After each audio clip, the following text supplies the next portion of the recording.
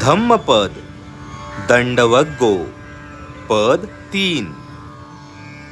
सुखकामानि भूतानि यो दंडेन विहिंसति अत्तनो सुखमेसानो पेच्चसोन लभते सुखं.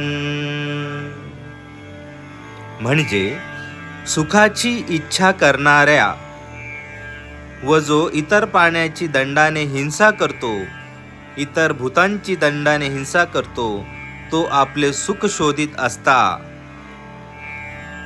तो सुख शोधित जरी असला तरी परलोकी सुख पावत नाही.